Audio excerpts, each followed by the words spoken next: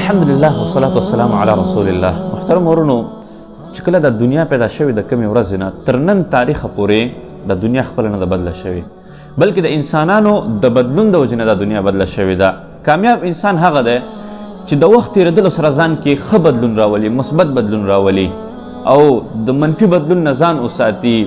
انسان چې په کومه معاشره کې اوسیږي، انسان چې په کوم ماحول کې اوسیږي، څنګه خلکو سره اوسیږي، اکثره د هغوی اثرات په ده باندې مرتب کیږي.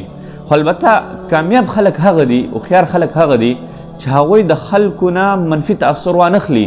که مثبت تاثر ترې اخیستلی شي واخلي او که نه منفي تاثر ترې وانخلي. موسی علیه السلام د یوې ورځې و چې خپلې مور په تابوت کې واچو، په دریاب کې پرېغوست. 40 کاله بعد دته نبوت راغی، په ده باندې وحي راغله. محترم ورونو، په دې 40 کاله کې د فرعون سره و. فرعون به د فرعون کومه دعوه وه؟ انا ربکم الاعلی. فرعون به چې دی د شرکیاتو دعوې کولې، فرعون به چې دی ځان ته د خدای دعوه کوله، د هغه په دربار کې به شراب و نور ګناهونه به و. موسی علیه السلام په دې دومره 40 کالو کې د هغه د دربار نه منفي تاثر نه دی اخیستی تر اخره پورې، او نه څوک تاریخ کې دا ثابتولی شي چې هغه داسې یو منفي عمل کړی. یوسف علیه السلام چې کله یو هلک و، په هلکتوب کې هغه عزیز مصر دربار ته لاړه، ورسېده. په دې دربار کې قسمه ګناهونه کېدل، شراب بسکل، یو شی بل شی دا به کېدل. یوسف علیه السلام د هغوی نه غلط تاثر وانخیسته. چېرته یوسف علیه السلام باندې دا نه ده ثابته شوې چې هغوی یوسف علیه السلام هغوی سره شراب څښل یا نور ګناهونه هغه کول. رسول الله صلی الله علیه وسلم په یو داسې معاشره کې پیدا شو چې هلته شراب د اوبو نه زیات و. داسې یو معاشره کې پیدا شو رسول الله صلی الله علیه وسلم چې هلته شپه ورځ به خلکو بد اخلاقیانې کولې، چا به لوڼې خښولې، چا به زنا کوله، اغلا به یې کوله، عبثیات، غیر اخلاقي مجالس به و هغه وخت کې. رسول الله صلی الله علیه وسلم په هغې وخت کې د هغوی نه منفي تاثر نه دی اخیستی، بلکې رسول الله صلی الله علیه وسلم په هغې وخت کې هم صادق و امین، او د نبوت نه بعد تر اخره پورې صادق و امین او نظیف پاک دامن. محترم ورونو، کامیاب انسان هغه چې هغه د معاشرې نه منفي بدلون وانخلي. راځئ اوس یو څو خبرې کوو. که موږ تاسې چېرته وګورو په خپله معاشره کې بعضې خلک داسې دي، اکثره نه خیر بعضې خلک داسې دي، دا خبره زه ډېر معذرت سره کول غواړم، د هغوی لاس ته پیسې راشي، پیسې چې راشي ده کې بدلون راشي. اول پکې دا بدلون راشي چې ده کې غرور راشي، دا نور ټول غربا ورته کمقل ښکاره کېږي. داسې ورته ښکاره کېږي چې دا نور کم خلک غربا دي، دا د خپل عقل د لاسه کمقلان دي ځکه غربا دي. بیا چې د ده په خپلوانو کې کم کمزوري خلک وي، فقرا وي، نور ملګرو دوستانو کې، هغوی سره دی بیا خپل چلند بدل کړي، په ده کې غرور راشي، یو منفي بدلون په ده کې راشي. بعضې خلکو سره پیسې راشي، هغوی زناګانو کې مبتلا شي، څوک په نشو کې مبتلا شي، څوک په نورو بدو افعالو کې. محترم ورونو، کامیاب او هوښیار انسان هغه دی چې هغه په خپل بدلون کې مثبت بدلون راولي، د وخت سره، د مال سره، دولت سره چې دی په ځان کې مثبت بدلون راولي، د منفي بدلون نه ځان وساتي. زه یو د 3 خبرې یا د 3 یا 4 نکات تاسو داسې ویل غواړم. که موږ او تاسې چېرته کوشش وکړو په خپل ژوند کې د ښه بدلون راوستلو دپاره، نو موږ او تاسې راوستلی شو. اول نمبر نکته دا ده چې انسان همیشه دپاره انسان ته پکار ده چې د ورځ په تېرېدلو سره په ځان کې دغه 4 بدلونونه راولي. اول نمبر تقوا کې، ایمان کې. نن تا نه یو ښه عمل کېږي، سبا د هغې په ځای ته 2 ښه عملونه وکړه. نن تا نه یو غلط عمل کېږي، یو ګناه عمل کېږي، هغه ګناه عمل پرېږده، سبا هغه عمل مه کوه.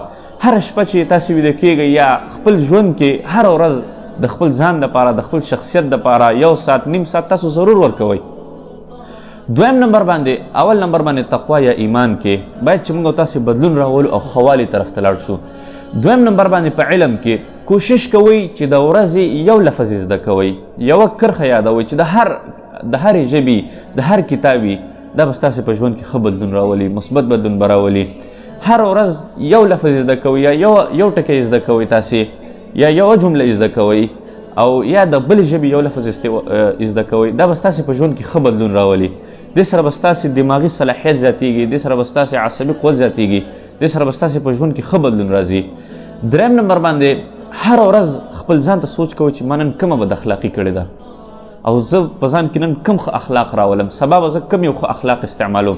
مثال له خبرې ځان سره نن سوچ وکړئ، اراده وکړئ چې زه به سبا که ما ته چا کمزورې خبره وکړه، زه به د هغه خبره برداشت کوم. بل سبا اراده وکړئ که ما ته چا کنځله وکړه، زه به خاموشه کېږم. بل سبا داسې اراده وکړئ زه به چې دی یعنې ښه یو چا سره په ښه رویه باندې په خندرویه شکل باندې زه هغه سره مخامخ کېږم. نو هره ورځ په خپل ځان کې د اخلاقو طرف ته یو ښه بدلون راولئ. په کور کې دغه شانتې په کور کې زما د کورانه نه غلطه خبره وشوله، غلط کار ترې نه وشو، زه به هغه ته معافي کوم. همدغسې روزانه یو بدلون راولئ، تاسې به بیا په د خپل معاشره کې خپل اثر وګورئ. 4 نمبر باندې په خپلو آدابو کې فرق راولئ. په خپل ځان کې د ادب ماده زیاتوئ. نن تاسو نه کومه بېادبي وشوه د مشرانو مخې ته، نن درنه کومه بېادبي وشوه په یو ډک مجلس کې، سبا کوشش کوئ چې هغه بېادبي د ځان نه لرې کړئ. هغه کوشش کوئ سبا چې تاسو مشران سره ملاویږئ یا هغوی سره ستاسې ملاقات کیږي، نو کوشش کوئ چې ځان نه هغه منفي بدلون وباسئ. 4 بدلونونه دي تقوا کې یا ایمان کې خامخا زیاتوالی راولئ. روزانه کوشش کوئ. نن یو ځلې زه ذکر کوم، سبا 2، بل سبا 3، بل سبا 4. په علم کې خامخا روزانه یو لفظ زده کوئ، خو زده کوئ همداسې ځان مه پرېږدئ.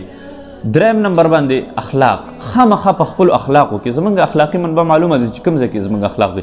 رسول الله صلی الله علیه وسلم ټول اخلاق یو نمونه ده. انک لعلی خلق عظیم. اخلاق یو نمونه ده زموږ دپاره رسول الله صلی الله علیه وسلم.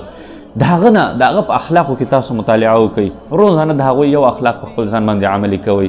په هفته کې د رسول الله صلی الله علیه وسلم یو اخلاق په ځان باندې عملي کوئ. 4 نمبر باندې ادب. په آدابو کې خپل آدابو کې اضافت راولئ. محترم ورونو، د چا نه خپل عزت مه غواړئ، بلکې ځان داسې جوړ کړئ چې خلک ستاسې عزت وکړي.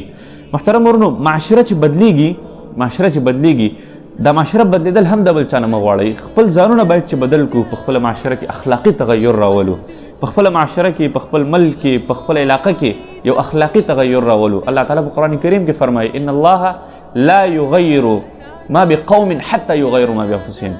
تر څو پورې چې موږ ځانونه بدل نه کړو، هغه قوم الله تعالی نه بدلوي. نو زما دا یو څو خبرې وي تاسو ته او د ځان دپاره باید چې موږ تاسې ټول عملي کړو. زموږ او ستاسې په ژوند کې ښه بدلون دې سره راشي. د غلط ماحول نه اکثره بعضې خلک داسې چې هغوی نورو ملکونو ته لاړ شي، نورو ځایونو ته لاړ شي، د هغوی نه چې د هغوی په ایمان کې فرق راشي، د هغوی په اخلاقو کې فرق راشي، د هغوی په دغه انداز کې فرق راشي، غرور په هغوی کې راشي. او بعضې الحمدلله داسې ډېر خلک چې ډېر حالات په هغه باندې بدل شي، خدای بیا هم با اخلاقی د کې ښه تغیر راځي، با ایماني تر اخره پورې. نو موږ تاسو ته هم پکار ده چې همیشه دپاره د خپل ماحول نه د خپل ژوند په خپل ژوند کې په خپلو اخلاقو کې مثبت تغیر راولو. واخر دعوانا ان الحمد لله رب العالمین.